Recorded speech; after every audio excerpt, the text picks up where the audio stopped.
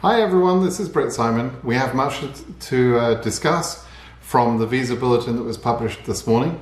The visa bulletin, as well as giving us the numbers which we expect every month, we also got the selectee numbers for each country, which is information we've wanted to know for quite some time. So that's important because it tells us how over-selected or under-selected each year is. We can add up the number of cases, selectees in each country, and we can get that information and figure out roughly in a normal year where your case belongs, whether it's at the high end or the low end of the case numbers. Okay, so it's a very important thing that every year we go through this sort of exercise to try and predict what will happen in the end. Predictions are actually a very difficult thing to do because there's a lot of factors that go into this, and I'm going to explain some of those factors for you tonight. But I do want to try and give people some information so that they can at least understand in their own mind, you know, kind of what they should be thinking about or what there is to think about. So let's talk about the detail. So first of all, there were 132,404 people selected for the lottery as selectees this year. That number includes every person that is a winner and their family members. And as you know, if you are a winner, you have a case number which includes your family members. That's how it works. So although there are 132,000 winners, probably around about half of that number are actual cases. Now, it's important to understand that the allocation of visas, which was confirmed in today's visa bulletin as 54,750, that allocation is not only for the winners, it's winners and derivatives too. So here they are, they've chosen 132,000 selectees, including family members, and there are 55,000, just under 55,000 visas going to be available. Why do they do that? Let me explain why they do that. So you can imagine that there's going to be between the time when the announcement happens and the end of the time period, there's going to be all sorts of people going through their own life changes. People may have entered the lottery back in October or early November of last year, just thinking casually, okay, if I win that, you know, maybe I'll participate, maybe I'll go for it, maybe I'll move to America. But when the reality of actually becoming a winner actually sets in, a lot of people actually decide not to participate, not to continue their process at all. And so every year there are a certain percentage of cases that are non-responses. So that's one of the factors that KCC and the government take into account when they choose how many selectees they are, right? Then that's that one group, right? How many people will not respond? Next group is people that will respond, but they don't show up for interviews. So they may perhaps fill in their DS-260 and maybe even submit their documents, but they don't show up for the interview. You know, that happens every year as well. Then there are people who are denied at interview because they don't, you know, they don't meet the requirements, or they've done something wrong in their application process or whatever. So there are always denials as well. So it makes sense then, if you think about it, that if you've got 55,000 visas available and you want to give away as many as possible, you would obviously over-select. You would select more than you think, more than is needed, allowing for some of those people to drop out, etc. at each of those stages I just mentioned. You also have to understand that for every family out there that's a selectee, they could be having a baby in the next year. They could be if it's an individual, they could be getting married in the next year. So to an extent, some of those people who want to participate, the family number size is actually growing. So I call that derivative growth rate. And so there is also that angle to it as well. And again, KCC take this into account. But really it's a juggling exercise. They can't say precisely how many people are going to respond. Excuse me. They can't say that, and they can't say how many people will be denied, etc. but they can apply some logic into that process to see that they've got as many people as they need. In some years, what they do is they under-select, maybe select only 80,000 people or so, and then there's the second draw, which happens generally in September or October. This year, I can say with this number of selectees, there's not going to be a second draw. Okay, so we can knock that question on the head. We can answer that one with 132,000 selectees chosen. There's no need to have a second draw, obviously, and even if there were to be a second draw, some of the case numbers we've heard are very high case numbers, and second draw cases start from the end of those numbers, the highest possible number. So even if you were to be drawn in a second draw, that would be a very, very high case number by definition. Okay, so that's the numbers, right? Now we have to talk about the regions. Let me give you the region counts as well. In Africa region, there are 53,649 selectees. Asia region has 25,408. EU region has 45,002. OC has 2,815 selectees, and South America has 5,501 selectees. North America, which is one country, has 29 selectees. So that's the breakup. That's the amount of winners in each region. Because quotas are performed by region, not by country. So whatever number your country has is largely irrelevant. It's where they factor into the region as a whole. And so that's the 132,404 number we have there. Now, let me also give you the quotas, because there is such, for example, there's 53,649 selectees in Africa alone, right? That's less than the 55,000. Let's say all the Africans went first. Could they do that? No, they absolutely couldn't do that. There is a quota per region, and each of the region quotas can be enforced individually. So, for example, you could see a region maxing out or getting capped out before another region because the first region has already hit their quota. So what are the quotas? Roughly speaking, and these are not precise numbers, but I've rounded the numbers a little bit, but roughly speaking, Africa could receive 24,000 visas this year, roughly. Asia could receive 8,600. EU would be about 19,700 or so.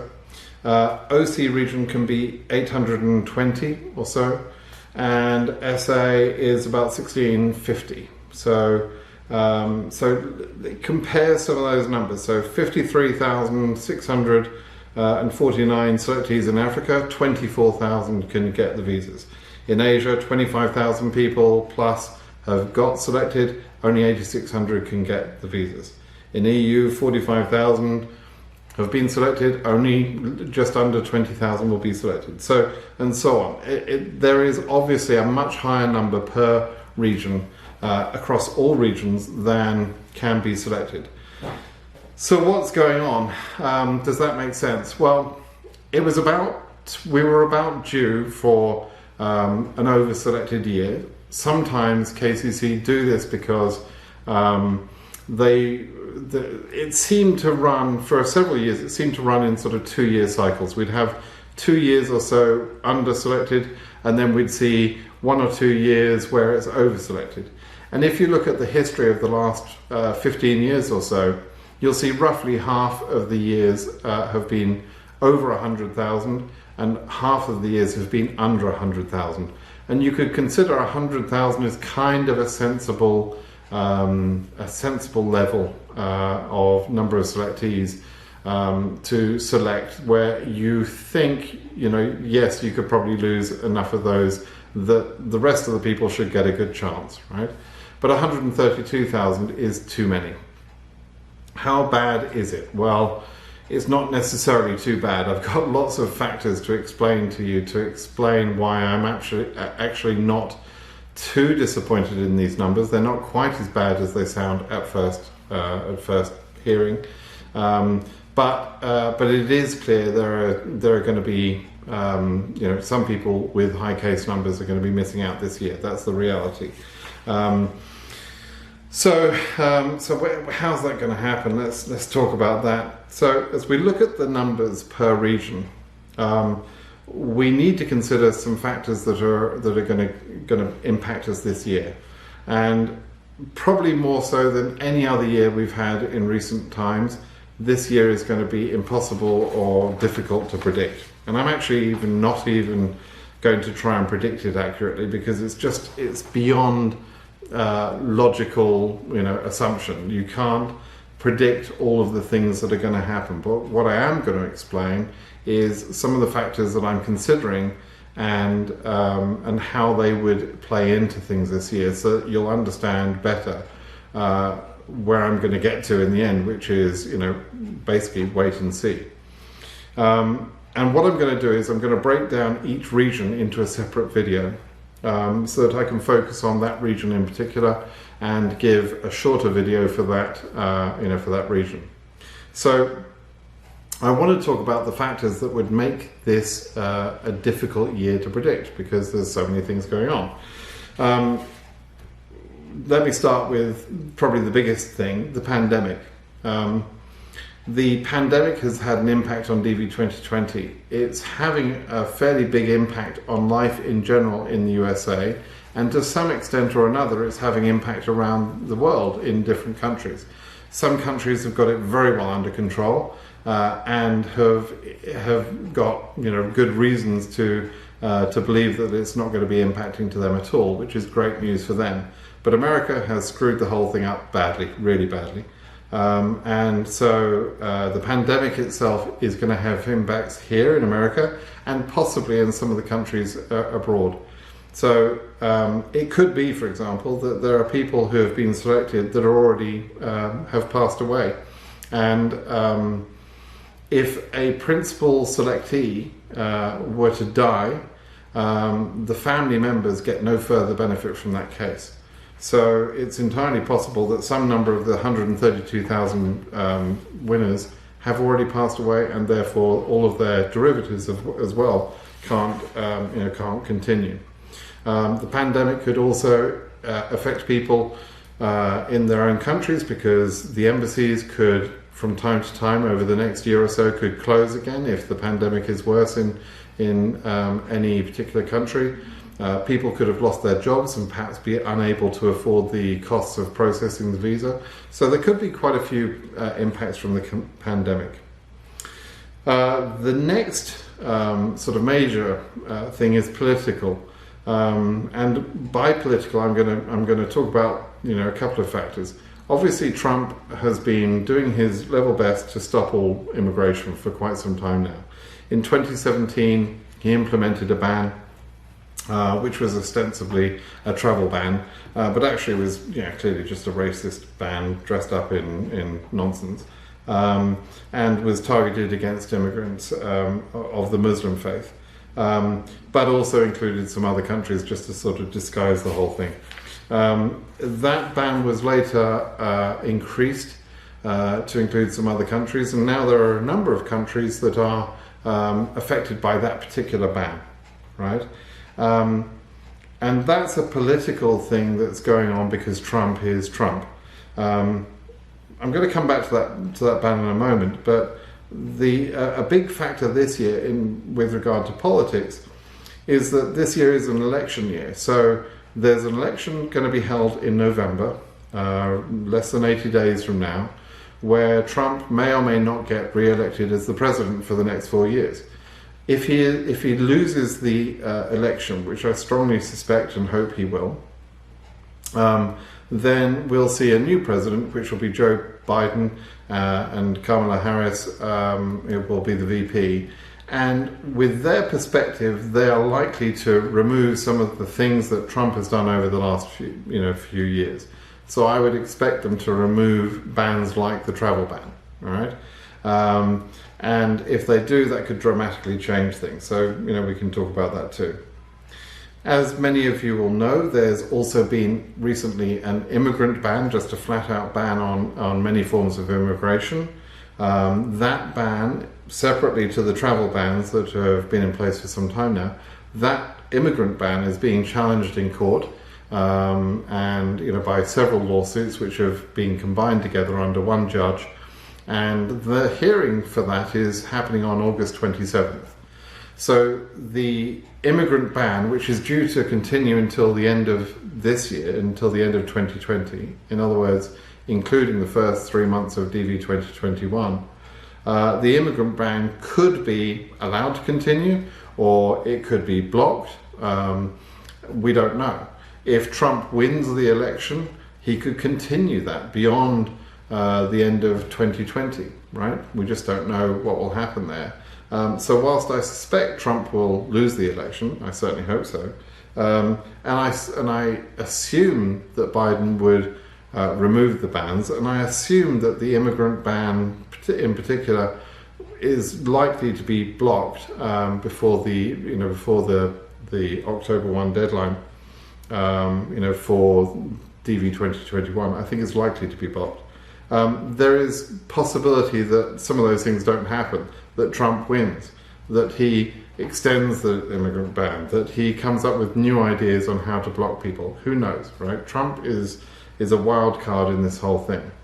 There's also, by the way, another travel restriction, which isn't strictly speaking a ban, but it's a travel restriction for countries from China, but also, more importantly, from the Schengen area of EU, and the UK and Ireland. And that particular restriction is being used as a reason to not issue visas in those countries where people are in a restricted country.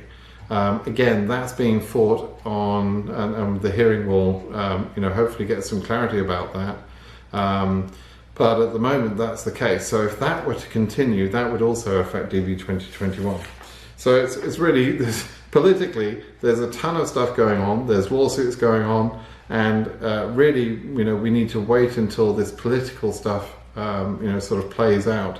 And my assumption is, if Trump loses the election, as I say, I hope he will. He certainly deserves to lose the election. He's literally the worst president we've ever had. Maybe someone was worse, but honestly, I can't imagine who. But all the politics stuff will play out, right? And if that plays out, and if Biden then removes some of these illogical travel bans, etc., that's going to dramatically change the election. I'll tell you why. Right now, today, all immigration is banned, right?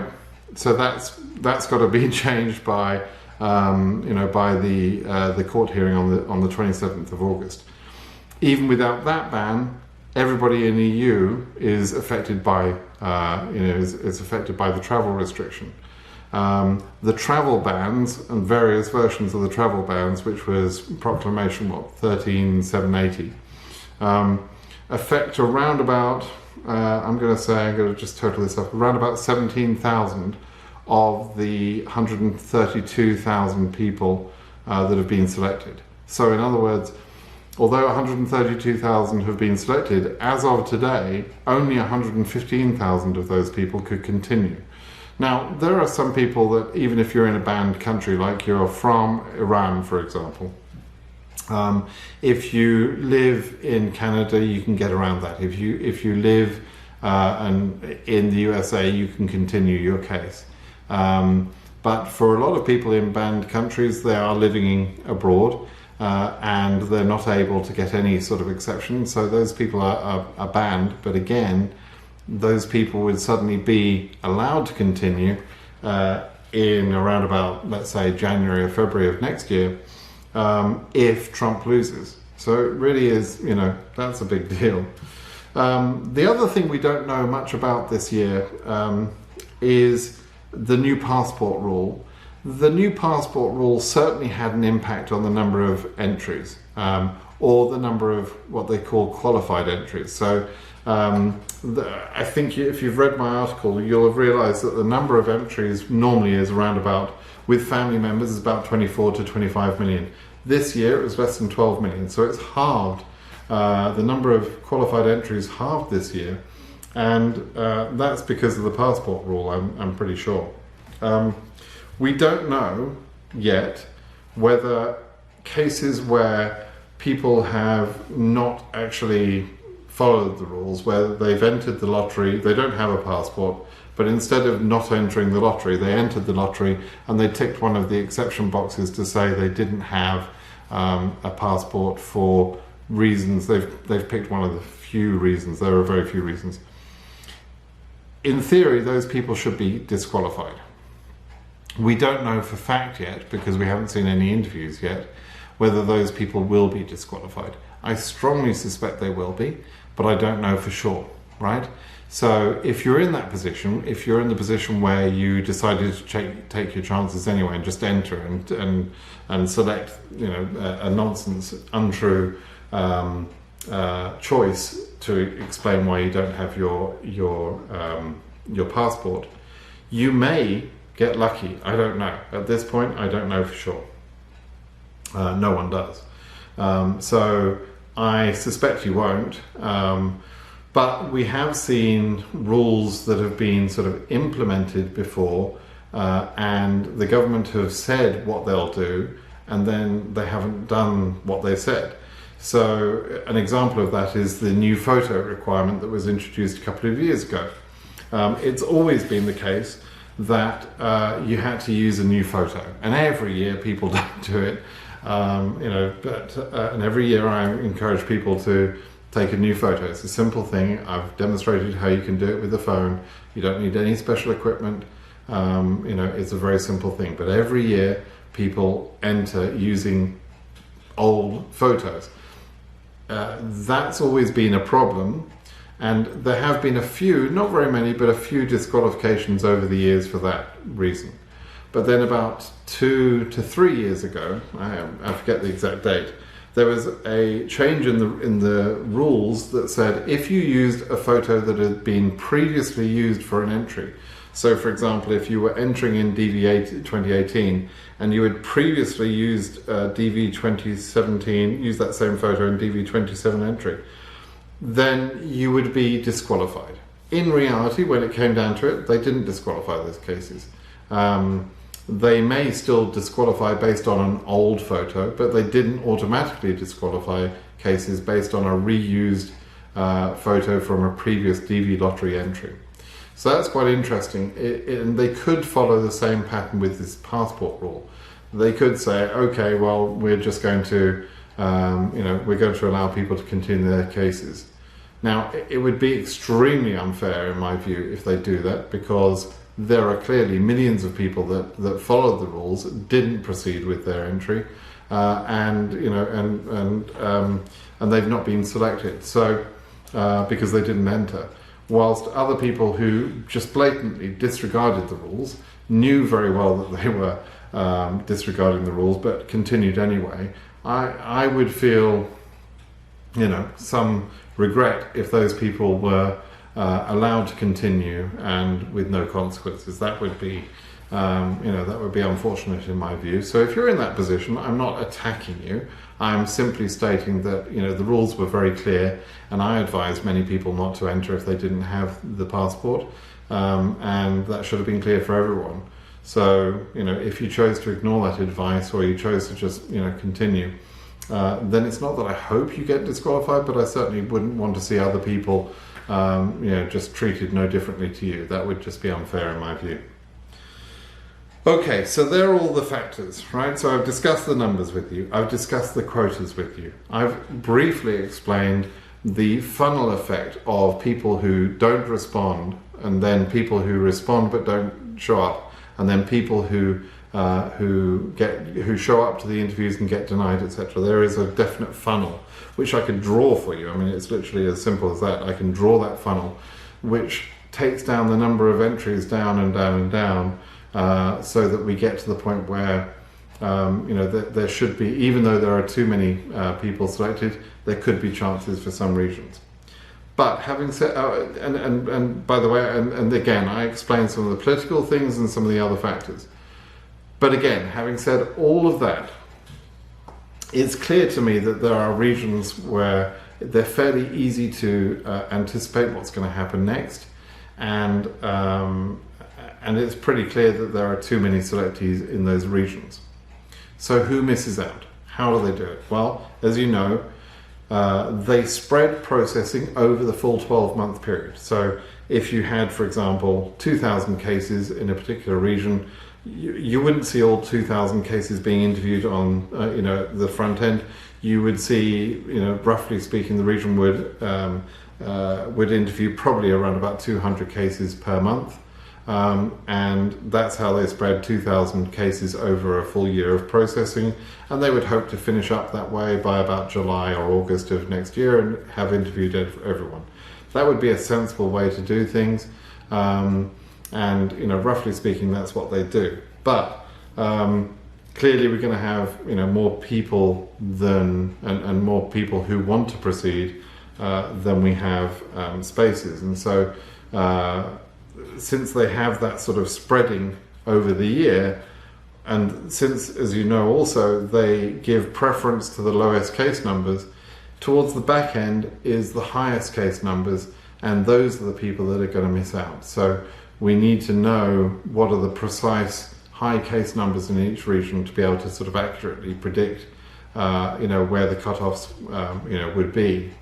But this is an unpredictable year. So I've been sitting here all day thinking about this on and off in between working, and trying to figure out how I'm going to sort of take all these factors into account, but really I can't, because there are too many factors, and they're huge factors. The immigrant ban, the travel ban, the pandemic, the political situation, the passport situation, they're all too big. They're all too big to know what will happen.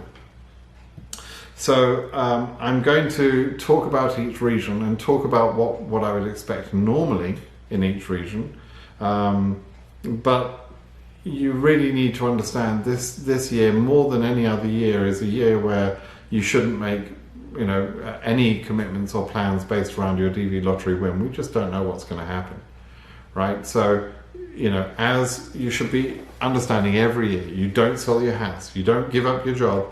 You don't assume that this is going to come off. This is a long period of time, and you have to be cautious in your planning about this. Okay, the visa is only guaranteed once it's in your hand. That's the only time when you know you have the visa. And as we've seen from this year, even then, something can come along and knock you for six. So don't make plans until it's absolutely certain and you've got that visa in your hand. Okay, please listen to that piece of advice. And wait and see is what I often tell people. What I mean by that is, if you wait, you will see what happens. If you try and assume everything and plan everything, you're going to be disappointed every time, because there are so many things that we can't plan for. And so, it's best sometimes to just wait and see. Take a cautious approach. Even if you've got a relatively low case number, then then at least you can take a cautious approach and not invest too heavily in your win until you're closer to the point when you can process. Okay. So I think that's as much as I want to cover in this video. I'm going to switch now to the individual regions. So I'm going to have follow-up videos for each of those. I'm going to switch to my computer and show you some of the information that I've gathered, and explain how many cases there will be, etc. And you can look at all the regions, or you can just look at the region that concerns you, up to you. But the overriding information about the political situation, the pandemic and everything else applies to all regions. The travel ban people that are banned, I'll draw out specifically in the regions, and that's Africa, Asia and EU. There are no people banned by the travel bans in Oceania region, and in South America there's almost non-impact of the only country that has a ban, because it's just so yes, in South America there's almost no people affected by the ban, because it's just about government officials. Okay, so I'm going to talk about those in the region-specific videos that I'm going to produce in a few minutes. All right, hope that was helpful. We've got a long year ahead. If you're just starting to watch my videos, or you're just starting to read my blog, there's a ton of information that I've already produced most questions have already been asked and answered. I've answered, so many questions, and I'm as patient as I can be, but I please implore you, have a look at my website, have a look at the frequently asked questions, the FAQ, have a look at the basic questions, etc. There's a lot of information that if you just come and ask me some basic question, I'll, depending on how busy I am, I may answer it. Sometimes you're going to get a snippy response because, frankly, you do need to do a little bit of effort. This is an important thing for you, and so if it's important to you, you should be able to prepared to spend a little bit of effort to actually read the FAQ.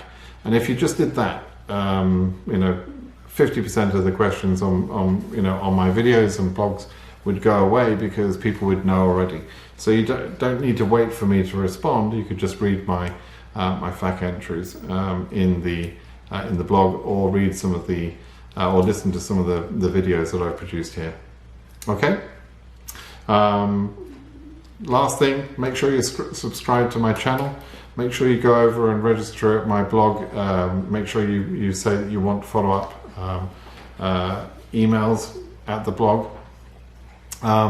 And give me a thumbs up on the video as well if you like this video. I invest quite a bit of time, my personal time, into these videos and the maintenance of the blog. I've got a full-time job, I've got a family, I've got things I could be doing, but this is what I choose to do with my time, and I hope it's helpful and useful to you. If it is, please like my video and subscribe to my channel, which will help my channel grow. All right, thank you then. All right, bye-bye now.